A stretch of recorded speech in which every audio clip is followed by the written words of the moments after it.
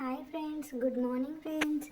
So ఈరోజు మనం నాటు రవ్వ ఉప్మా ఎలా చేసుకోవాలి అంటే దీనికి కావాల్సిన ఇంగ్రీడియంట్స్ నాటు రవ్వ, మినపప్పు, పచ్చిమిర్చి, ఆనియన్స్, ఇంకా బాదం, శనగపప్పు, మినపప్పు, టమాటో, క్యారెట్ ఇలా కావాల్సిన ఇంగ్రీడియంట్స్ అన్నీ తీసుకొని ఒక బౌల్ పెట్టి అందులో ఆయిల్, జీలకర్ర, ఆవాలు అన్నీ వేసి కాస్త ఆయిల్ వేడయ్యాక ఈ మిగతా ఇంగ్రీడియంట్స్ అన్నీ తీసుకున్న ఇంగ్రీడియంట్స్ అన్నీ వేసుకొని కాస్త సిమ్లో పెట్టుకొని మంట అవన్నీ కాస్త గోలాక కొంచెం వాటర్ పోసుకొని ఆ వాటర్ ఎసరు వచ్చేదాకా చూసి అందులో కావాల్సినంత ఉప్పు యాడ్ చేసుకొని ఆ ఉప్పు యాడ్ చేసుకున్న వాటర్ పైన లిడ్ పెట్టేసుకొని ఆ లిడ్ ఒక చిన్న పొంగు కొంచెం బాయిల్ అయ్యాక ఆ వాటర్ బాయిల్ అయ్యాక మనం ఆ రవ్వని యాడ్ చేసుకుంటూ సిమ్లో పెట్టాలి సుమా.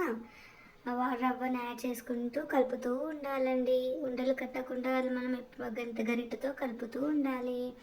తర్వాత లిడ్ పెట్టి కాసేపు సిమ్లో పెట్టి మంట లిడ్ పెట్టుకొని మళ్ళీ ఓపెన్ చేసి చూసి మధ్యలో ఒకసారి 2 టైమ్స్ కలుపుతూ 1-2 సార్లు 2 టైమ్స్ కలుపుతూ ఉండాలండి. తర్వాత స్టవ్ ఆఫ్ చేసి లిడ్ పెట్టేసుకొని ఒక 5 మినిట్స్ తర్వాత సర్వింగ్ బౌల్లోకి సర్వ్ చేసుకుంటే అంతే.